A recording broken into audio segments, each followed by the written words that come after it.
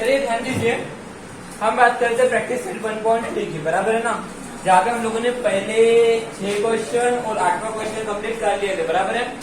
यहाँ पे जो क्वेश्चन नंबर 7 है ये हम लोगों ने छोड़ दिए थे, जो आज हम लोग कंडक्ट करने वाले हैं, ठीक है।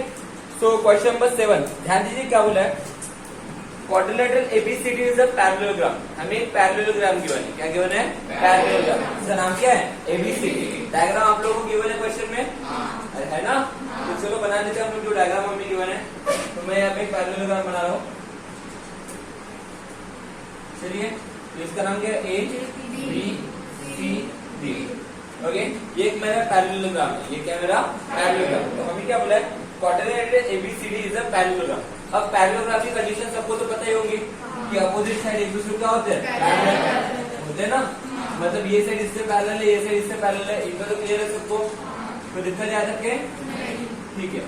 पैरेललोग्राम बोला तो याद रखिएगा कि उसके अपोजिट साइड एक दूसरे क्या होते हैं, पैरेलल होते हैं। देखा मत, बराबर ये इसको पैरेलल निकालना, बराबर ये इसको पैरेलल निकालना, ठीक है। आगे में क्या बोला गया, point E is on the side BC. ये साइड बीसी है ना, इस साइड बीसी के ऊपर कहीं तो मेरा क्या है, पॉइंट ई, द पॉइंट है ई।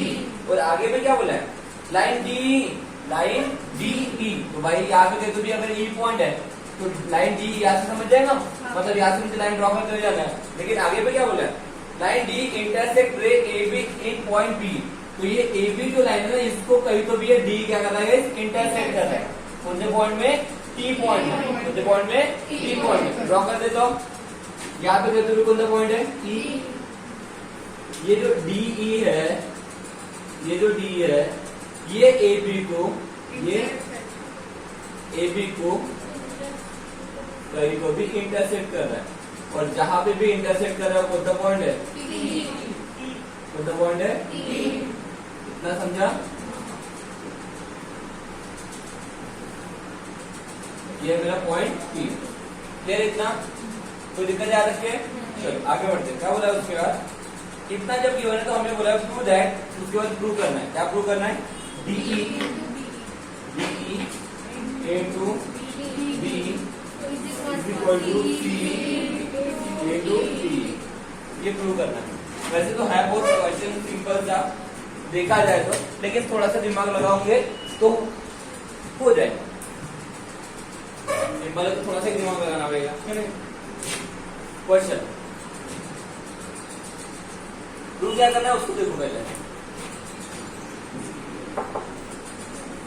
डी देख पा रहे हो, डी डायग्राम को, डायग्राम में डी को देखिए, डी कहाँ है, देखा आया ना। बी देखो, बी कहाँ है, हॉरिजॉन्टल लाइन कहाँ है, सिर्फ उसी लाइन को देखो, बस हो गया। सी देखो, सी ठीक है, टी देखो, टी दिख रहा है क्या। तो मुझे क्या दिखाना है, डी इंटू बी, ओके, और सी इंटू टी। अगर अच्छे से देखोगे तो जितना पोर्शन मैंने कवर किया वहां पे, वो पोर्शन आपको कहीं तो भी, कुछ तो भी, किसमें तो भी दिख रहा होगा, बराबर ध्यान से देखोगे तो। डीई बी सी टी, ये कहा दिख रहा है, थोड़ा सा देखो, दिमाग लगाओ थोड़ा सा। क्या आपको नहीं लगता ये पूरे लेंथ इन ट्रायंगल्स में फंसे हुए करके, ये एक और ये समझा क्या। और यहाँ पे देखिए क्या है, D into B equal C M बोल टी, ओके। तो इस हिसाब से अगर इसको इधर लगे इसको इधर लगे, अगर शिफ्टिंग करो तो रेशो ये सेम प्रपोर्शन में दिख रहा है। मतलब रेशो सेम प्रपोर्शन में कब आता है, जब दोनों ट्रायंगल क्या होंगे, सिमिलर। जब दोनों ट्रायंगल क्या होंगे, मतलब मुझे कोई भी हालत में ये दोनों ट्रायंगल, कौन से दो ट्रायंगल, ये वाला और ये वाला, क्या दिखाना पड़ेगा, सिमिलर।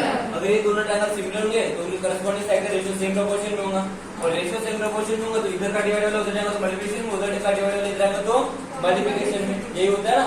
तो ये अपने आप प्रूफ आ जाएगा, ओके। और ये क्वेश्चन इंपॉर्टेंट है, एग्जामिनेशन में आ भी चुका था अभी बार, ओके। क्या बोला, समझा क्या। क्वेश्चन है बहुत आसान, बस आपको देखना पड़ता है कि करना क्या करके। क्वेश्चन में मुझे बोला है कि एक पैरेललोग्राम है, इस पैरेललोग्राम में बीसी के ऊपर कहीं तो भी एक मेरा ई पॉइंट है, और उसके बाद क्या बोला, डी को इस तरह से ड्रॉ करना है कि वो एबी को केंद्र में जाके इंटरसेक्ट करेगा। अब एबी को इंटरसेक्ट करेगा मतलब ये पूरी लेंथ इसको पैरेलल है, तो दैट क्लियर, क्योंकि ये पैरेललोग्राम था। अरे हाँ है ना। तो गाइस आपको बस इतना ध्यान में रखना है कि अगर मुझे डी इंटू बी और सी इंटू टी अगर प्रूव करना है, ओके, तो इस हिसाब से अगर देखा जाए D into B is equal to C into T, तो यहाँ पे क्या हो जाएगा, देखो ध्यान दो, ये डी दिख रहा है, डी, अरे हाँ है ना, डी दिख रहा है, डी इंटू क्या है, बी, ओके। तो अगर अच्छे से इसको देखोगे तो यहाँ पे दो ट्रायंगल देखिए, डी ई सी है और क्या है, बी ई टी है, इज दैट क्लियर। अगर मैंने दोनों ट्रायंगल को सिमिलर दिखा दिया तो उनके करस्पॉन्डिंग साइड का रेशियो क्या हो जाएगा, सेम प्रोपोर्शन। तो डी ई सी और टी ई बी, इनमें देखो इसके रिगार्डिंग अगर लूंगा तो ये लेंथ उसके नीचे आ सकती है। तो देखो टी का है ये, तो मैं बोल सकता हूँ ये टी अगर इधर आ गया तो क्या हो जाएगा, डी अपॉन टी होगा क्या, इज इक्वल टू, देखो यहाँ पे क्या है, सी अपॉन क्या हो जाएगा, बी हो जाएगा। तो उनके करस्पॉन्डिंग साइड के रेशियो सेम प्रोपोर्शन में आ सकता है। बस आपको इतना ध्यान में रखना है कि अगर ये प्रूव आपको करना है तो आपको करना क्या पड़ेगा कि मुझे ये दोनों ट्रायंगल को क्या दिखाना पड़ेगा, सिमिलर।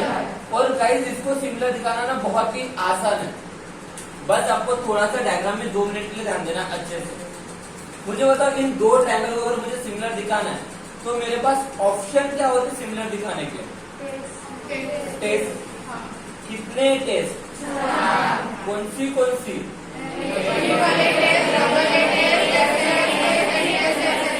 बराबर है।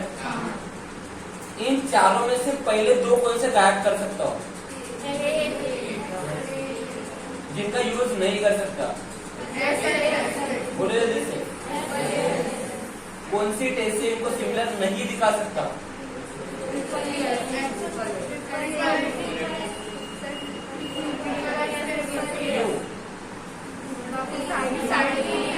साइड की कोई वैल्यू गिवन है क्या, नहीं। तो फिर साइड की कोई वैल्यू ही नहीं गिवन तो साइड का यूज कर सकता हूँ क्या, नहीं।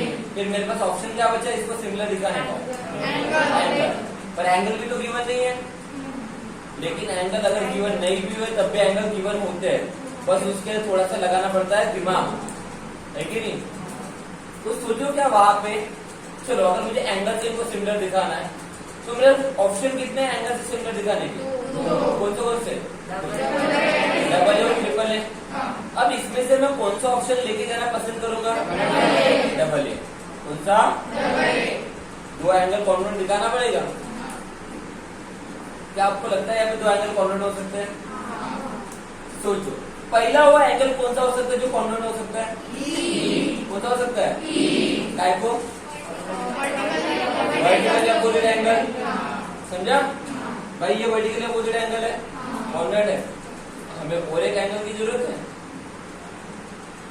कैसे बताओ तुम्हें, यस, कौन सा, यहाँ का अल्टरनेट एंगल हो भी सकता है कि नहीं हो सकता, होगा तो क्यों होगा, नहीं होगा तो क्यों नहीं होगा,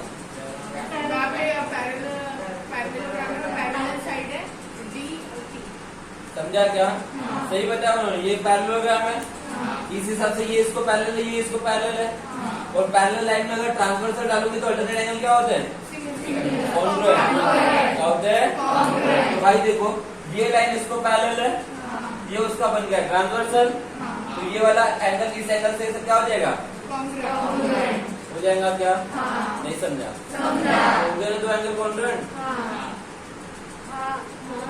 समझ में आया, दो एंगल कॉन्ग्रुएंट, दोनों ट्रायंगल सिमिलर, दोनों ट्रायंगल सिमिलर तो उनके करस्पॉन्डिंग साइड का रेशियो हो सकता है, प्रूव हो सकता है। चलो तो स्टार्ट करते हैं, ट्राई करते हैं होगा कि नहीं होगा करके। तो लेट्स स्टार्ट। पहले वो इंफॉर्मेशन जो गिवन है उसको यूज करना पड़ेगा, क्योंकि पैरेलल लाइन दिखाना पड़ेगा, है ना। तो गिवन दैट डब्बा quadrilateral ABCD is a parallelogram. अगर ये पैरेललोग्राम है तो अपोजिट साइड पैरेलल होंगे, तो लिख दो यहाँ पे क्या हो जाएगा, AD parallel, AD is parallel to BC, okay, and AB parallel to BD, बराबर है क्या, अरे है ना। उसके बाद हमें गिवन है ई पॉइंट इस बीसी के ऊपर है और डी को हमें एक्सटेंड करना है और जो इंटरसेक्ट कर रहा है एबी को एट पॉइंट टी में, है ना। तो एज पर गिवन इंफॉर्मेशन देखिए, अगर AB मेरा CD को पैरेलल है तो क्या आप ये नहीं बोल सकते AT भी मेरा CD को पैरेलल होगा करके? आप मुझे बताइए मुझे, अगर मैं AB CD को पैरेलल है तो क्या मेरा AT CD को पैरेलल होगा या नहीं होगा? क्योंकि ये तीनों पॉइंट क्या है, कोलिनियर। आपको गिवन इंफॉर्मेशन में वैसे किताब में देखिए आपको मेंशन है वहां पे लीनियर कोलिनियरिटी नहीं है। अरे बाबा नहीं भी है लेकिन बोला तो है ई पॉइंट बीस के ऊपर है, उसको एक्सटेंड करना है, टी पॉइंट है मेरे एबी के ऊपर है करके, तो ये तीनों पॉइंट कोलिनियर है एज पर गिवन इंफॉर्मेशन। तो मैं यहाँ पे बोल सकता हूँ ना, देखिए अगर मेरा AB है, अब देखिए AB अगर मेरा CD को पैरेलल है तो क्या हो जाएगा, AT ये CD को पैरेलल हो जाएगा, therefore AT is parallel to CD, is that clear? और यहाँ पे लिख दूंगा A dash B dash C, समझा क्या? अरे हवा नहीं। अब मुझे बताओ, अगर AT है CD को पैरेलल तो क्या मैं ये नहीं बोल सकता BT है CD को पैरेलल होगा करके? AB अगर CD को पैरेलल तो AT भी CD को पैरेलल था, क्या मैं ये नहीं बोल सकता ये BT भी CD को पैरेलल है करके? नहीं बोल सकता क्या? अरे भाई ये इसको पैरेलल नहीं है क्या, है ना?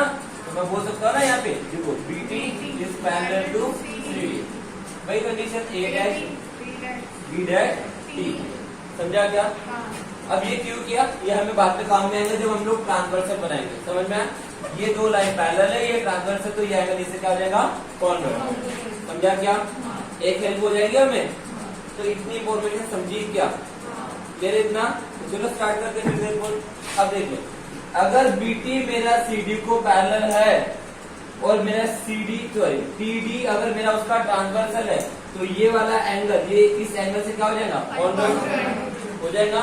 तो देखो अगर मेरा BT CD को पैरेलल है ओके, तो देखो BT parallel to CD and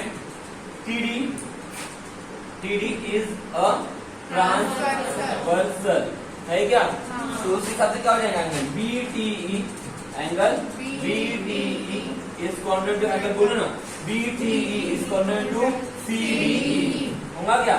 CDE बराबर है, बोलो कौन सा एंगल, अल्टरनेट एंगल, समझा? इसको दे दो इक्वेशन नंबर 1, समझा? मतलब फिलहाल हमें पता है कि ये वाला एंगल इस एंगल से क्या है, कॉन्वर्स, समझा क्या? तो चलो अब ट्रायंगल पे पूछते हैं, ओके? क्योंकि मुझे इन दोनों ट्रायंगल को क्या दिखाना है, सिमिलर। तो चलो बोलो इन ट्रायंगल, चलो बताओ BET एंड ट्रायंगल, बोलो BET एंड CED, ओके? इन दोनों ट्रायंगल में देखो, इन दोनों ट्रायंगल में पहले ये एंगल इससे कॉन्वर्ट है, ये इक्वेशन 1, अरे है ना?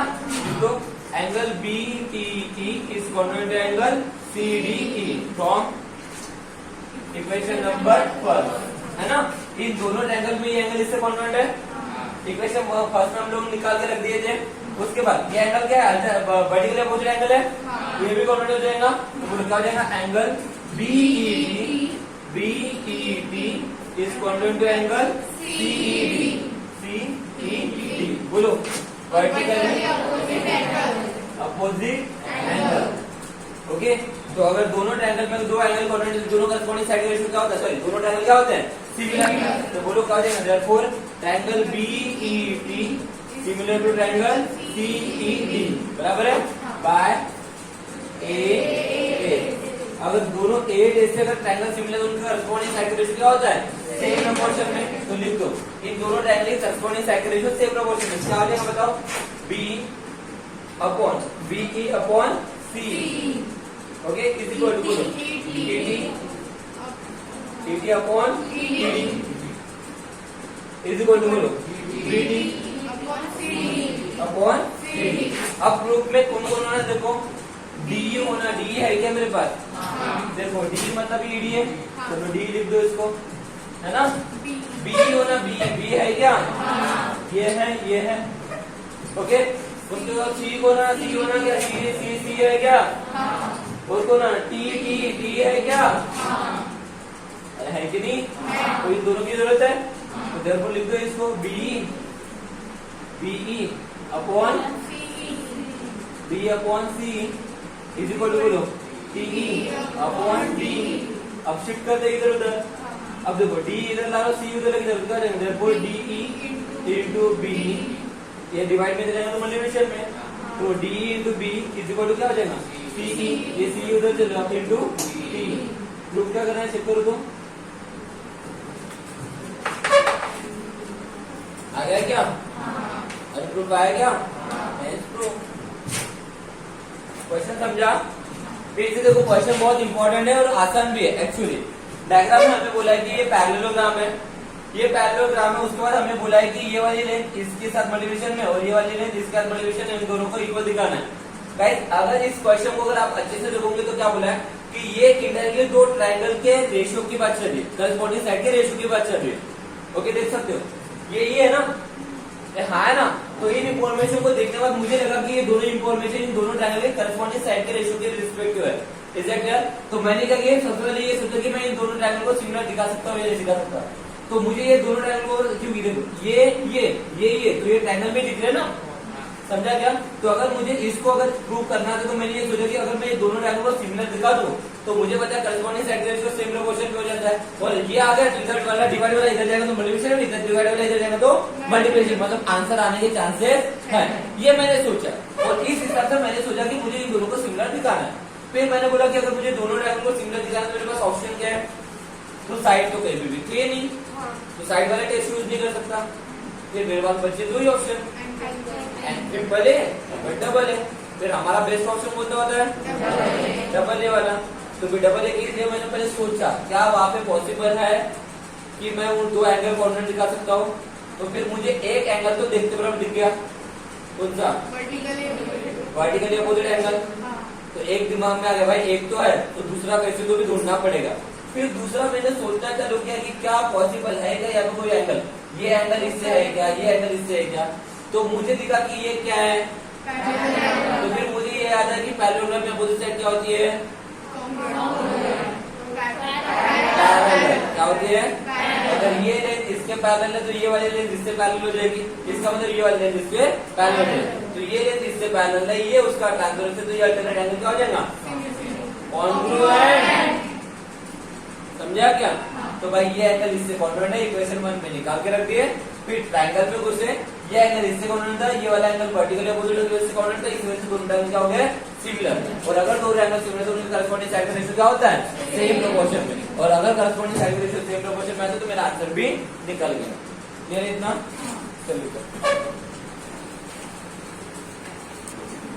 चलिए ध्यान दीजिए, क्वेश्चन नंबर 9 ध्यान है सबका। ये भी काफी आसान क्वेश्चन है। क्या बोला है, in the ideal figure, diagram दिख रहे सबको? चलो देखो डायग्राम में,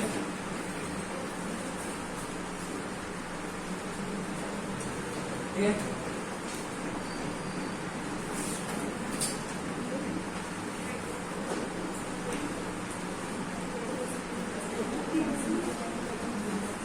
देखिए इस क्वेश्चन में क्या बोला गया है, in the ideal figure in triangle ABC point D is on the side BC, ठीक है, सच दैट। लेकिन ये D पॉइंट BC के ऊपर किस तरह से लेना है कि angle BAC angle BAC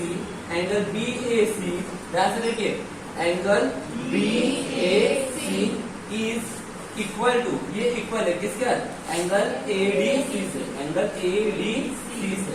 okay, तो हमें क्या बोला, प्रूव दैट CA का square is equal to CB into CD, ये प्रूव करना है। वैसे है बहुत ही आसान क्वेश्चन, ध्यान से देखिए। हमें क्वेश्चन में क्या गिवन है, एंगल BAC, देख पा रहे सब लोग, एंगल BAC ये बड़ा वाला triangle, okay, angle BAC is congruent to angle ADC, ये छोटा वाला एंगल। ट्रायंगल में देखो, ये बड़े वाले ट्रायंगल में ये वाला एंगल और ये छोटे वाले ट्रायंगल में ये वाला एंगल, ये दोनों एंगल एक दूसरे से क्या है, कॉन्ग्रुएंट है। अरे हाँ है ना। और प्रूव क्या करना है, बोला CA का square is equal to CB into CD। अब गाइस यहाँ पे भी कहीं ना कहीं देखो साइड है, CB देखो, CB दिख गया क्या, CB आपको बड़े वाले ट्रायंगल की साइड नहीं दिख रही है, दिख रही क्या? CD देखो, CD ये छोटा वाला जो ट्रायंगल था इसकी साइड है और ये दोनों मल्टीप्लिकेशन में, मतलब कहीं ना कहीं यहाँ पे बात क्या चल रही है, दो करस्पॉन्डिंग साइड के रेशियो के सेम प्रोपोर्शन की, समझ में आया? मतलब अगर ये भी मुझे प्रूव करना है तो फिर से मुझे यहाँ पे क्या करना पड़ेगा, दो ट्रायंगल को सिमिलर दिखाना पड़ेगा। कितने ट्रायंगल को सिमिलर दिखाना पड़ेगा? दो। देखो ऐसी कंडीशन दिखी ना आप लोगों को कि दो साइड है, दोनों मल्टीप्लिकेशन में, ऐसा वैसा, और वो दोनों ट्रायंगल से नेट करते समझ लेना, वो दोनों ट्रायंगल को सिमिलर दिखा दो, अपने आप आंसर आने के चांसेस बन जाते हैं। समझा क्या? तो यहाँ पे क्या करना है, मुझे ये प्रूव करने के लिए मुझे ये कहीं पे भी अवेलेबल, अगर मुझे CA का square is equal to CB into CD अगर ये प्रूव करना है तो हमने जहां तक देखिए ये इंफॉर्मेशन के हिसाब से एंगल BAC ये बड़ा वाला ट्रायंगल है, उसके बाद एंगल ADC ये छोटे वाले ट्रायंगल की बात चल रही है। मतलब मुझे यहाँ पे कौन से दो ट्रायंगल सिमिलर दिखाना पड़ेगा, सोचिए, ये के बड़ा वाला, समझा, और दूसरा वाला ये छोटा वाला, समझा क्या? अगर ये बड़े वाले ट्रायंगल से अगर ये छोटा वाला ट्रायंगल सिमिलर दिखा दो तो शायद ये मेरा प्रूफ आने के चांसेस है। पता नहीं होगा कि नहीं होगा, लेकिन चांसेस हो सकते हैं। तो पकड़े जो वो दोनों ट्रायंगल को, पर गाइस अगर मुझे ये बड़ा वाला ट्रायंगल और ये छोटा वाला ट्रायंगल अगर सिमिलर दिखाना है तो कैसे दिखाऊंगा, कौन सी टेस्ट से उनको सिमिलर दिखा सकता हूँ? क्या साइड वाला टेस्ट यूज कर सकता हूँ? क्या एंगल वाला टेस्ट यूज कर सकता हूँ? कौन सा, साइड या एंगल? तो फिर कम से कम कितने एंगल होना? दो होना। तो कैसे करेंगे? एक तो गिवन ही है, ना, ये ए एंगल है, डी से क्या है, कॉर्नर है, देखो दिया ये इंफॉर्मेशन में, गिवन इंफॉर्मेशन में, तो मुझे एक एंगल होना। ये देखो बड़े वाले ट्रायंगल में ये जो एंगल ए है, ये छोटे वाले ट्रायंगल में इस एंगल डी के साथ क्या है, कॉन्ग्रुएंट है, समझा? तो एक एंगल तो है, मुझे और कितने एंगल होना? एक एंगल होना। कहां से लाओ, बोलो जल्दी से। सी क्यों लेके, क्या है, समझा क्या? हो गया नहीं अगर ए इस बी के साथ था, ए कॉमन नहीं है, ए ये BAC और ADC में ए को कॉमन मत लेना, क्योंकि ये ए एंगल डी के साथ कॉन्ग्रुएंट है, तो ये डबल है ना क्या? नहीं। तो दूसरा एंगल पकड़ना था, दूसरा एंगल कौन सा था? सी था। क्या था? देख पा रहे हो, ये बड़े वाले ट्रायंगल में और ये छोटे वाले ट्रायंगल में एंगल सी कॉमन है, हो गया कॉमन एंगल। यहाँ पे वर्टिकल मुझे बगल को दिख रहा है क्या? है क्या? नहीं है ना, तो फिर दो ही हो गया, एक ये इसके साथ और ये कॉमन, हो गया दो ट्रायंगल सिमिलर। और अगर दो ट्रायंगल सिमिलर तो करस्पॉन्डिंग साइड के रेशियो अगर हो गया तो शायद वो आ सकता है। तो चलो ट्रायंगल सिलेक्शन करते हैं। ट्रायंगल क्या सिलेक्शन करना है, ये एंगल इससे कॉन्ग्रुएंट है तो यही ट्रायंगल बना लो, आया ना? चलो गिवन दैट क्या गिवन है बताओ, पर ये इंफॉर्मेशन गिवन है, angle BAC is equal to angle ADC equation number. अब ट्रायंगल में घुस जाओ, तीन यही ट्रायंगल बना लो, in triangle BAC and triangle ADC, ये कॉन्ग्रुएंट इक्वल है तो कॉन्ग्रुएंट भी हो गया, तो angle BAC is congruent to angle ADC from equation number पर, समझा? एक एंगल तो कॉन्ग्रुएंट हो गया, एक लग रहा है कौन सा लो, C, angle C is congruent to angle C, क्यों?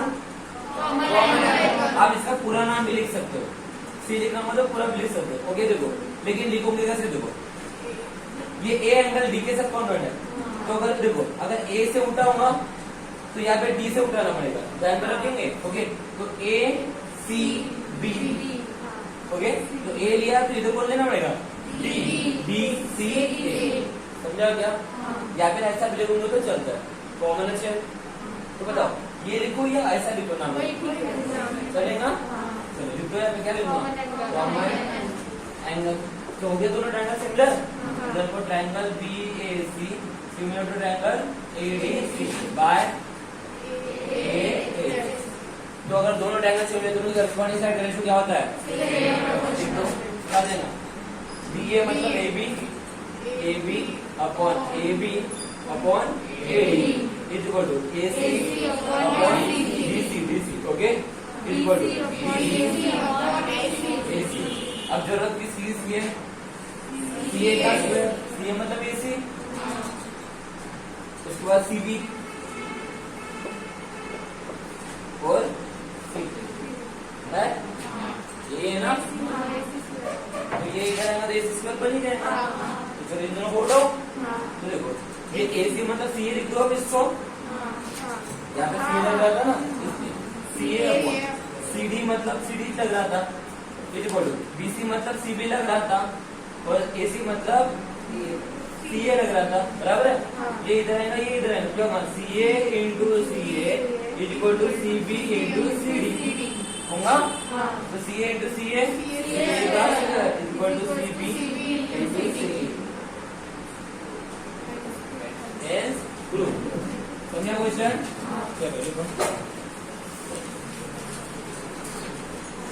चलो देखो गाइस, एक प्रैक्टिस सेट 1.1 का क्वेश्चन नंबर 3 हम लोगों ने छोड़ दिए थे, ठीक है, उसको आज हम लोग कनेक्ट कर लेते हैं। क्वेश्चन में हमें क्या बोला? एक एक्चुअल फिगर, एक फिगर गिवन थी, मैं ये डायग्राम को ड्रॉ कर रहा हूँ कुछ इस तरह से, ठीक है। ये P S R Q और ये T, ओके। हमें क्वेश्चन में क्या हो रहा है? In the actual figure PS is perpendicular to PQ। देखिए यहाँ पे, okay, PS is perpendicular to RQ। ये जो RQ है ना, इस RQ को मेरा PS क्या है? परपेंडिकुलर है। उसके बाद क्या बोला है? उसके बाद क्या बोला है? QT is perpendicular to PR। कितना बोला है? उसके बाद क्या बोला है? RQ is equal to 6। RQ देखो क्या है? ये 6। PS का है? PS ये भी कितना है? 6। PR कितना है? 12। उसके बाद QT निकालना है, QT। क्वेश्चन में अच्छे से देखो गाइस, इस क्वेश्चन में अगर आप बहुत अच्छे से देखोगे तो देखो, मुझे सबसे पहले RQ गिवन है। क्या है? RQ। देखो आपको RQ गिवन है और PS गिवन है, दिख रहा है हम लोग को?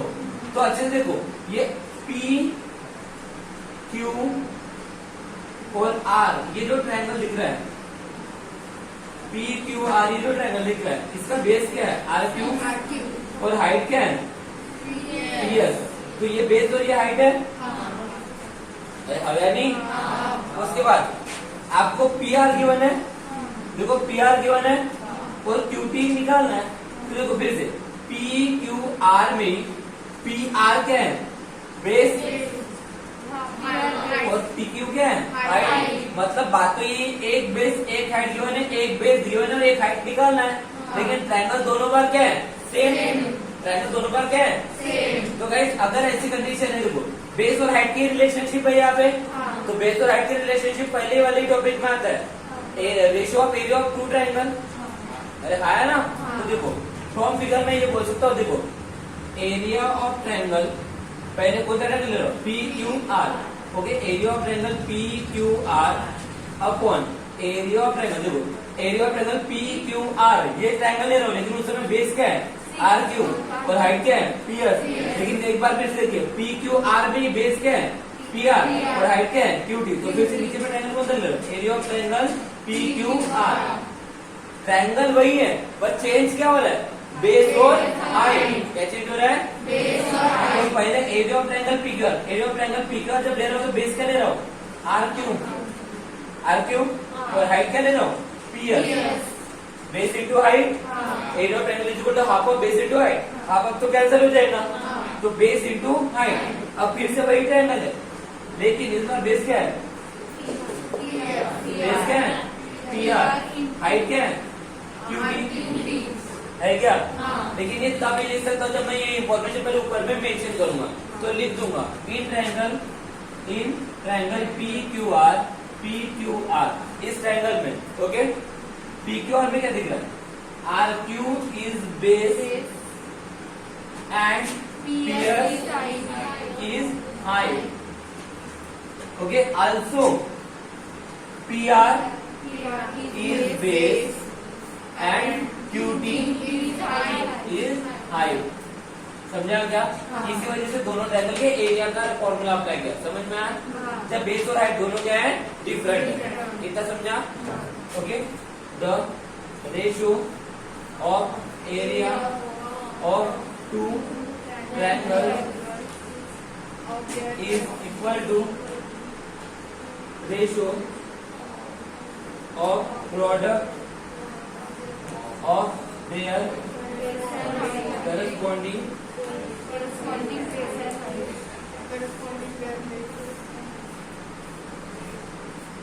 their base and height होगा क्या? ठीक है। अब देखो area of triangle pick area of triangle pick और गेट कैंसिल, बचा क्या यहाँ पे? 1/1 इज इक्वल टू, ओके, ऊपर और नीचे वाले कैंसिल हो गए ना, वेरी ना, इज इक्वल टू क्या आएगा? आर क्यू पता है क्या? 6 इंटू पी एस पता है क्या? पी आर पता है क्या?